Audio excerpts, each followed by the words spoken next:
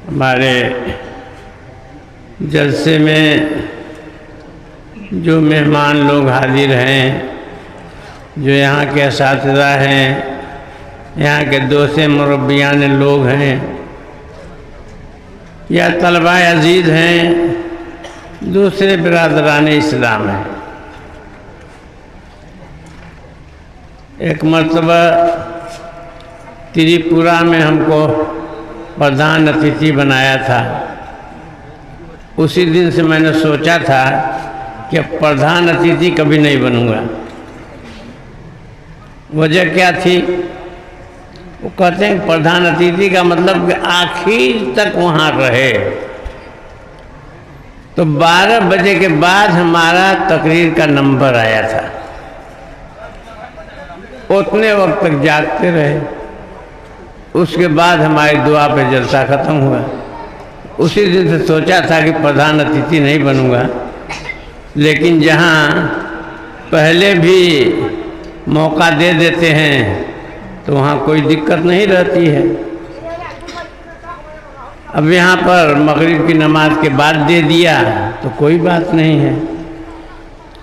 खैर, मुझको बताना ये है कि अल्लाह तबारक व तआला ने हमारी आपकी पूरी दुनिया जहान की हिदायत के लिए जिस किताब को नाजिल फरमाया है, यानी कुरान मुक़द्दस, इसका वो मकाम है कि जितनों से इसका वास्ता पड़ता गया, हर एक के दर्जात बुलंद होते गए। आप गौर करेंगे तो मालूम होगा कि अल्लाह के दरबार से दरबार रिसालत मार्ग जनाब मुहम्मदुर रसूलुल्लाह सल्लल्लाहु अलैहि वसल्लम तक इस किताब के लाने वाले फरिश्ते का नाम हज़रत जिब्राइल है। तो हज़रत जिब्राइल का दर्जा तमाम फरिश्तों में बढ़ गया, सैयदुल मलाइका हुए, तमाम फरिश्तों के सरदार हुए। फिर इस किताब को अल्लाह पाक ने नाजिल फरमाया रमज़ान शरीफ के महीने में। तो रमज़ान शरीफ के बारे में अल्लाह पाक इरशाद फरमाते हैं, शहरु रमज़ान अल्लज़ी उन्ज़िल फ़ीहिल क़ुरआन। रमज़ान शरीफ का महीना वो मुबारक महीना है जिसमें कुरान मुक़द्दस जैसी किताब का नुज़ूल हुआ। फिर अल्लाह पाक ने इस किताब को नाजिल फरमाया लैलतुल क़द्र में। तो लैलतुल क़द्र के मुतालिक कुरान शाहिद है कि लैलतुल क़द्र खैरुम मिन अल्फ़ शहर, कि लैलतुल क़द्र 1000 महीनों से अफजल है। 1000 महीने तक हम और आप इबादत करके जितना सवाब नहीं कमाएंगे, उससे कहीं ज़्यादा एक रात लैलतुल क़द्र में कमा सकते हैं। इसी तरीके से अल्लाह पाक ने इस किताब को नाजिल फरमाया किस हस्ती के पास, वो हमारे आपके आका मोता ताजदार मदीना सरकार दो आलम जनाब मुहम्मदुर रसूलुल्लाह सल्लल्लाहु अलैहि वसल्लम की दात गिरामी है। तो सरकार का दर्जा तमाम नबियों और पैगंबरों में बढ़ गया। सैयदुल अंबिया व रसूल आपके मुबारक अलक़ाब हुए। इसी तरीके से इस किताब को अल्लाह पाक ने नाजिल फरमाया किसकी हिदायत के लिए? इस उम्मत की हिदायत के लिए नाजिल फरमाया। तो इस उम्मत के मकाम को तमाम उम्मतों से आला व अरफा बनाया। कुरान इरशाद फरमाता है, कुंतुम खैर उम्मतिन उखरिजत लिन्नास तअमुरून बिल मारूफ व तनहौना अनिल मुनकर। तुम बेहतरीन उम्मत हो, इस वास्ते दुनिया में बर्पा किए गए हो, इस वास्ते दुनिया में भेजे गए हो कि लोगों को भलाइयों का हुक्म देते रहो और उन्हें उनकी बुराइयों से रोकते रहो। तो कुरान करीम का ये करिश्मा है कि जितनों से इसका वास्ता पड़ता गया, हर एक के दर्जात बुलंद होते गए। अल्लाह पाक ने नबी करीम सल्लल्लाहु अलैहि वसल्लम के पास इस किताब को नाजिल फरमाया और अल्लाह के रसूल ने उस किताब में पढ़ पढ़ करके तमाम बातों को बता दिया। मैंने सूरह अल-हाक़्क़ा की चंद आयतें पढ़ी हैं जो आखिरत के मुतालिक है। असल में हम लोग दुनिया के लिए नहीं पैदा किए गए। फ़इन्नद दुनिया खुलिक़त लकुम व इन्नकुम खुलिक़्तुम लिल आखिरह। इसलिए कि दुनिया तो तुम्हारे लिए पैदा की गई है, लेकिन तुम दुनिया के लिए नहीं, आखिरत के लिए पैदा किए गए। तो आखिरत की कामयाबी के लिए हमको आपको दुनिया में भेजा गया है। अल्लाह पाक ने ऐसी इम्तिहानगाह बनाई है कि पहले ही से पेपर आउट कर दिए हैं। पता नहीं आपके यहाँ याद है कि नहीं याद है, कांग्रेस के ज़माने में कुछ पेपर आउट हो गए थे तो यहाँ के भाजपाई लोग बहुत लेदे मचाए थे। उसके बाद भाजपा की सरकार बनी, पहले ही साल कितने पेपर आउट हो गए। अब क्या करें, किस पर एतराज़ करें। लेकिन अल्लाह पाक की इम्तिहान का ऐसी है कि पहले ही से पेपर आउट कर दिए हैं कि हमारे यहाँ मर करके आओगे तो हम 3 सवाल करेंगे। मर रब्बु व मा दीनु व मन हाज़र रजुल अल्लज़ी बुइसा इलैकुम। तुम्हारा रब कौन है, तुम्हारा दीन क्या है, और ये कौन शख्स है जो तुम्हारी तरफ नबी बना के भेजा गया। कब्र में ये 3 सवाल होगा, और मरने के बाद जब क़यामत आएगी तो क़यामत में 4 सवाल होगा। अल्लाह के रसूल ने फरमाया, मा तज़ालु क़दमा अब्दी यौमल क़ियामह हत्ता युसअला अन अर्बअ अन उम्रिही फ़ीमा अफ़ना व अन शबाबिही फ़ीमा अबला व अन मालिही मिन ऐन इक्तसबहु व फ़ीमा अनफ़क़हु व अन इल्मिही माज़ा अमिल फ़ीही औ कमा क़ाल अलैहिस्सलातु वत्तस्लीम। मर करके जब क़यामत कायम होगी तो वहाँ 4 सवाल किया जाएगा। कोई भी शख्स मैदान क़यामत में अपने पाँव को अपनी जगह से हिला नहीं सकता, अपनी जगह से कोई शख्स हट नहीं सकता, हिल नहीं सकता, जब तक कि उससे 4 सवालों का जवाब न ले लिया जाए।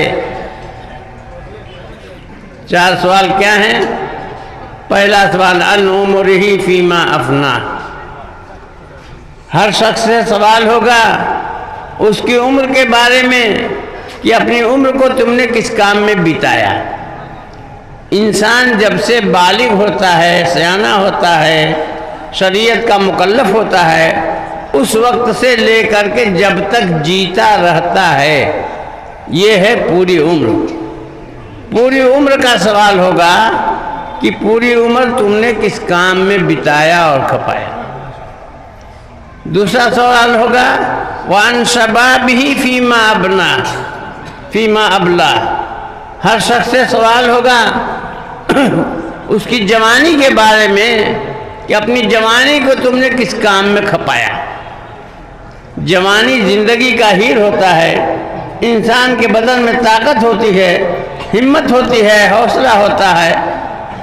हर कठिन से कठिन और अहम से अहम काम एक नौजवान करने के लिए तैयार रहता है। इसीलिए अल्लाह के नज़दीक जवानी की इबादत भी बहुत पसंद है। बूढ़ा आदमी जाए पेशाब करने के लिए तो पाखाना निकलने लगे, वो क्या इबादत करेगा? जवान है, आधा जवारे में ताकत है, हिम्मत है, हौसला है, तो जो चाहे कर ले। इसीलिए फारसी शायर ने कहा है, दर जवानी तौबा कर दर शेवे पैगंबरी, वक्त पीरी गुर्ग जालिम शवद परहेजगार। जवानी के ज़माने में तौबा करना, अल्लाह की ताअत व फरमा बरदारी की तरफ झुक जाना, ये पैगंबरों का सेवा और पैगंबरों का तरीका है। अब बुढ़ापे में तो जालिम भेड़िया जो हज़ारों खून किया करता था, वो भी परहेजगार बन जाता है। वक्त पीरी गुर्ग जालिम मीशवत परहेजगार। बुढ़ापे के ज़माने में जालिम भेड़िया भी परहेजगार बन जाता है। किसी शिकार को दांत नहीं दिखा सकता, आँख नहीं दिखा सकता, पंजा नहीं मार सकता, तो शिकार उसके पास से गुजर जाए, कुछ नहीं करता, परहेजगार बना बैठा। दर जवानी तौबा कर दन से वह पैगंबरी, वक्त पीरी गुर्ग जालिम मिशवद परहेजगार। तो दूसरा सवाल जवानी के बारे में होगा कि जवानी जिंदगी का हीर होता है, उस जवानी के ज़माने को तुमने किस काम में बिताया और खपाया।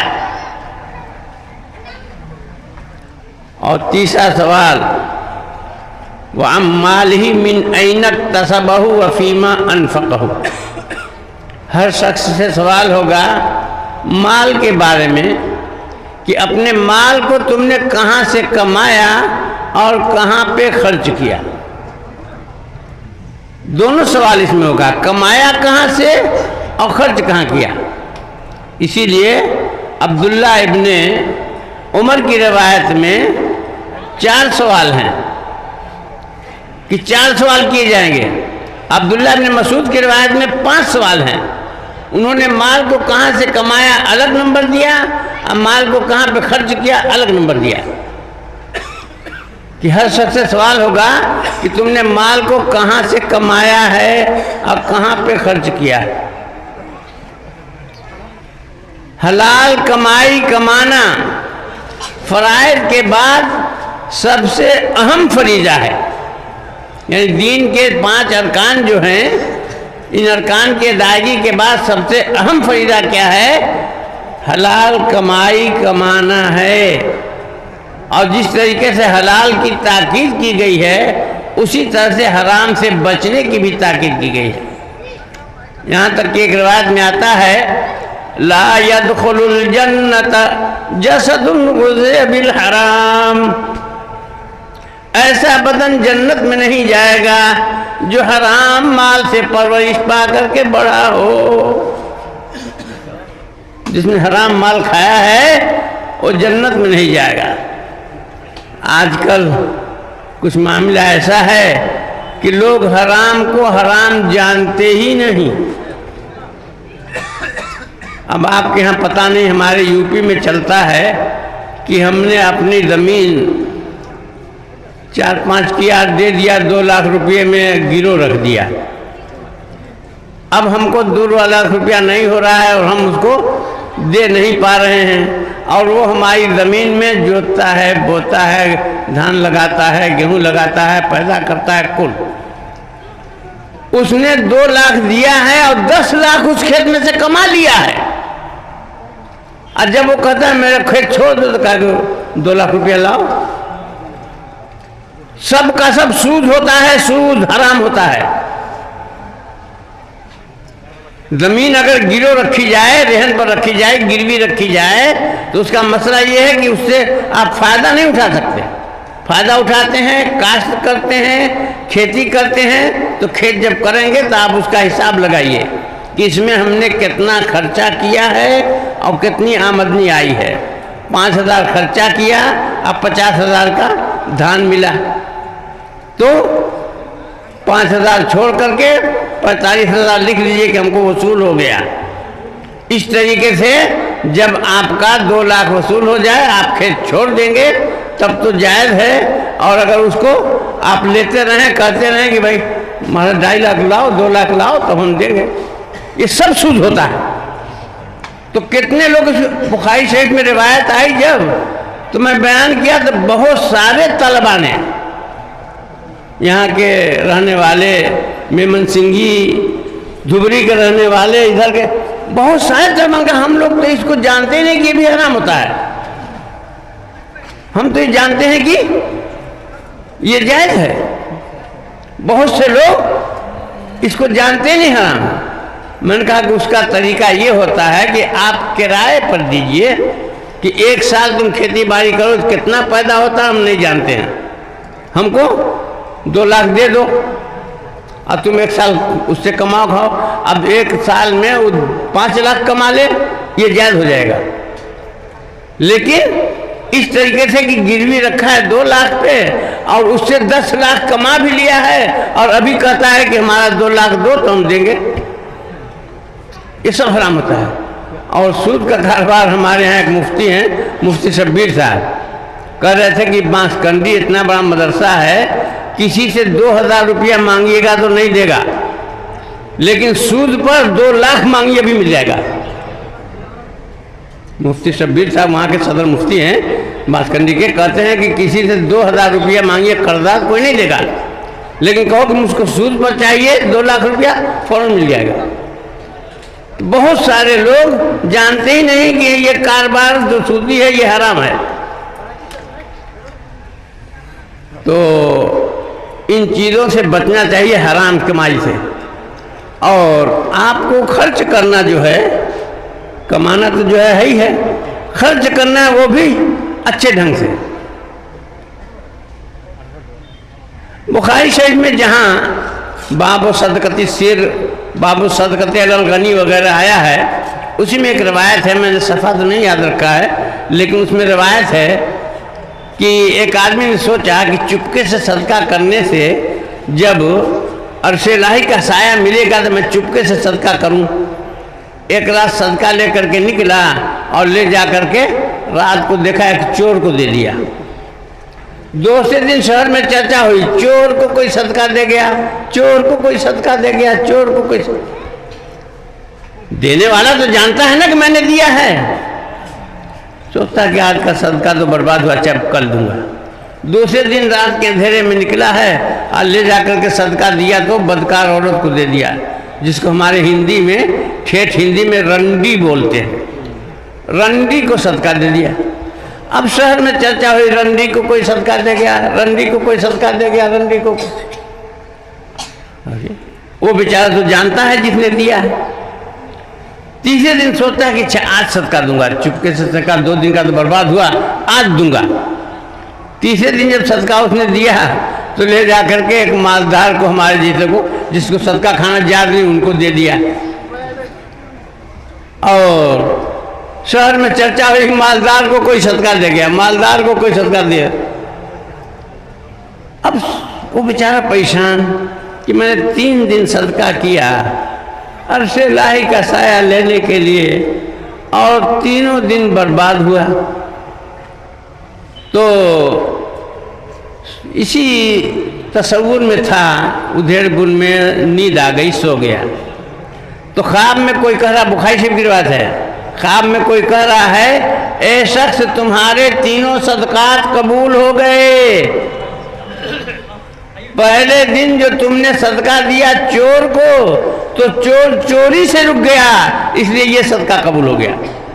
दूसरे दिन सदका किया, बदकार औरत को दिया, रंडी को, तो बदकारी से रुक गई, इसलिए ये भी कबूल हो गया। तीसरे दिन मालदार को दे दिया तो मालदार को इबरत हो गई कि जी वो भी मालदार है, वो सदका देता है, हम मालदार हैं, हम सदका नहीं देते हैं। उसको इबरत हो गई, इसलिए वो भी कबूल हो गया। तो अल्लाह ताला दिल देखते हैं कि किस दिल से तुम सदका देते हो। तीनों सदका तुम्हारे कबूल हो गए। बासाइल एक जगह है करीमगंज में, पता नहीं आप लोग नाम सुने कि नहीं। वहाँ बासाइल जलसे में मैं गया था। अब मैंने रुमाल इसे बिछा दिया। मैंने कहा कि ऐसा है कि मदरसे के 2-3 तलबा को ये रुमाल पकड़ा दीजिए। मैं हज करने गया था तो वहाँ से लाया था, और उसमें हाथ में जो निकल जाए जेब में हाथ डालिए, जितना पैसा निकल जाए इसमें डाल दीजिए, जितना निकल जाए इसमें डाल दीजिए। 2-3 आदमी को पकड़ा दो, मदरसे के तलबा हो तो और अच्छा, सबको घुमा दो। तो जो चुपके से सदका करेगा तो अल्लाह ताला के अर्श का साया पाएगा। उसके 2-3 आदमी, 2 आदमी पकड़ लो तभी चलेगा। देखो किधर कर दिया, तो सबको, उसको कोना नहीं जानते, उसको अपनी ज़बान में बोलो, उसमें दिए जाओ, अर्शे इलाही का साया ले लो। मैंने बासाइल में जलसे में ये हदीस बता करके रुमाल बिछा दिया कि देखना है कि आप लोग कितनी कदर करते हैं, और अर्शे इलाही का साया लेने के लिए किसको किसको तमन्ना है। जो जेब में से हाथ डालो निकले उसमें डाल दो। ये मत देखो कि 2000 की नोट है कि 500 की नोट है कि 200 की नोट है, जो निकले डाल दो। तो रुमाल जब चंदा करके आया था तो लोगों ने अलग से गिना था, 40,000 रुपया मिला था। हमारे उस रुमाल में, बासाइल में आज भी बासाइल वाले याद करते हैं कि शेख हदीस साहब ने रुमाल बिछा दिया, एक एक आदमी के पास लेके जाओ, किसी को छोड़ना नहीं, जो जेब में हाथ डालो निकल जाए दे दो। उसमें का नहीं कि हाँ फला साहेब 5,000 रुपया, फला साहेब 2,000 रुपया, ये नाम नमूद नहीं है। ये चुपके से सदका करना है, अर्शेलाई का साया उसको मिलेगा। तो बासाइल में आज भी बासाइल वाले याद रखते हैं कि जो 5,000 सदका जो है वो 40,000 सदका वहाँ लोगों ने उस रुमाल में डाल दिया था। तो अब ये 2,000, 4,000, 5,000, हाँ ये भी चीज़ है। शेख फरीद मोहम्मद ज़करिया साहब रहमतुल्लाह अलैह ने लिखा है कि सदका और खैरात रिवायात के देखने से पता चलता है कि खुल्लम खुल्ला देना ये बेहतर है। अब बाद रिवायतों को देखने से ये पता चलता है कि छुप छुपा के देना ये बेहतर है। मुहद्दिसीन ने तस्बीह की सूरत ये बताई है कि जहाँ किसी के घर फाका हो रहा है, शाम को खाया तो सुबह को नहीं खाने को है, सुबह को खाया तो शाम को खाने को नहीं है, जो नाने शबीना के लिए तरस रहा है उसको देना है तो छुप छुपा के दो। और जहाँ दोस्तों को तरगीब देनी हो तो वहाँ खुल्लम खुल्ला अलल ऐलान दो। एक गरीब आदमी जब 50 रुपये का नोट देगा कि मैं ये मदरसे को दे रहा हूँ 50 रुपया, तो दूसरा सोचेगा अरे वो गरीब 50 देता है तो मैं तो खाता पीता अच्छा हूँ, मैं एक जीरो बढ़ाकर मैं 500 रुपया दूँ। तो तीसरा सोचेगा वो 500 रुपया दे रहा है तो लाओ उस पर एक जीरो बढ़ाकर मैं 5,000 दे दूँ। तो चौथा सोचेगा मालदार जैसा आदमी कि अरे ये 5,000 देता है, लाओ एक जीरो बढ़ा के मैं 50,000 दे दूँ। तो जहाँ दूसरों को तरगीब देनी हो वहाँ खुल्लम खुल्ला अलल ऐलान देना ये ज़्यादा बेहतर है। और जहाँ किसी को फाका हो रहा है वहाँ, लेकिन अर्शे इलाही का साया उसी को मिलेगा कि चुपके से जिसने सदका दिया उसको देखा नहीं है। यहाँ तक हदीस में आता है कि उसके बाएं हाथ ने नहीं जाना कि दाएं हाथ ने क्या खर्च किया है, कि बाएं हाथ को पता भी न चला कि दाएं हाथ ने क्या खर्च किया। तो चुपके से जो आदमी सदका खर्च कर दे तो उसको कितना मिलेगा? अर्शे इलाही का साया मिलेगा। यौम ला ज़िल्ला इल्ला ज़िल्लुह, जिस दिन अल्लाह के उस एक साये के अलावा कोई साया न होगा। भाई कुछ लोग लिखाने वाले हों तो लिखा दें, मैं तो अभी हदीस पर चल रहा हूँ, आयत अभी रखी है। खैर, तो मैं ये बता रहा था कि वो आदमी दे रहा है दिल से, तो पहले दिन चोर को सदका चला गया, दूसरे दिन ताइफा को सदका चला गया तवाइफ को, और तीसरे दिन मालदार को चला गया। और हदीस में आया है कि तुम्हारे तीनों सदकात कबूल हो गए, इसलिए कि अल्लाह पाक तो दिल देखते हैं किस दिल से उसने दिया है। तुम्हारे तीनों सदकात कबूल हो गए। ये बेटा सब घुमा दो, देखो स्टेज पर भी घुमा दो, जिसके हाथ में लेके दोनों आदमी पकड़ो, दोनों पकड़ो, सब घुमा दो, देखो अल्लाह की तरफ से क्या बरकत आती है। मैंने बताया ना कि वहाँ पर हमने जब रुमाल बिछा दिया बासाइल में तो 40,000 रुपया रुमाल में आया था।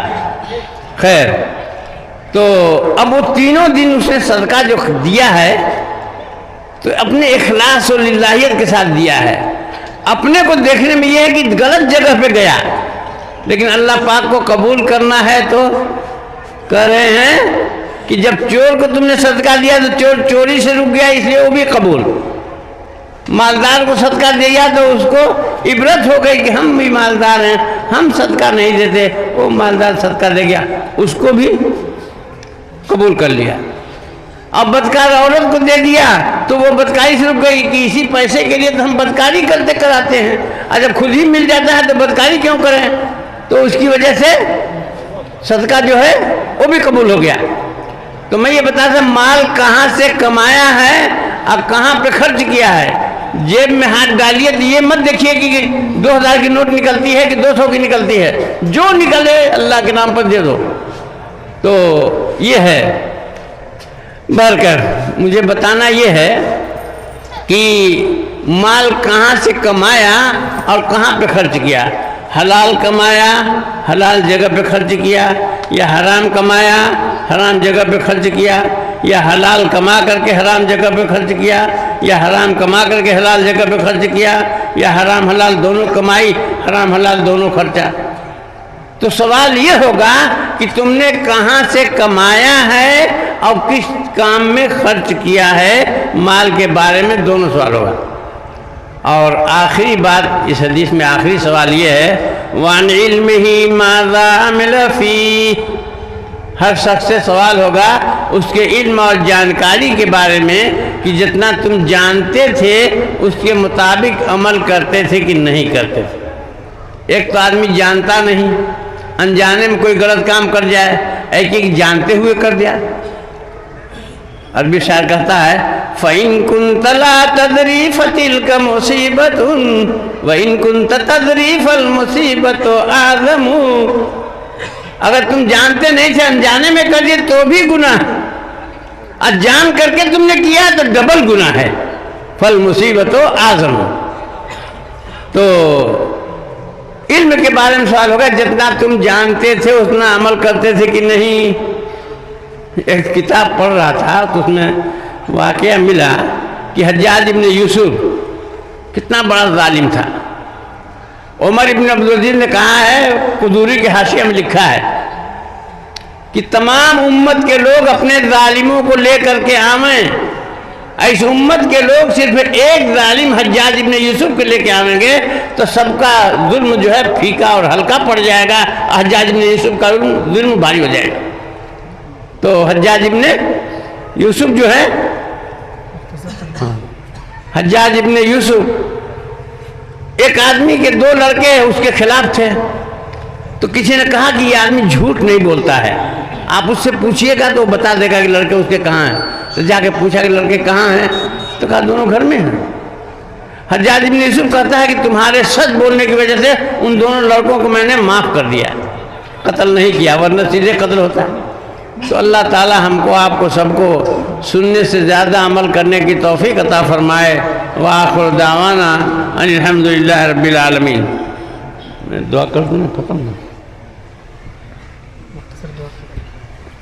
अल्लाहुम्मा सल्ली अला सय्यिदिना व हबीबिना व शफ़ीना व मौलाना मुहम्मदिन व अला आलि सय्यिदिना मौलाना मुहम्मदिन व बारिक वसल्लिम।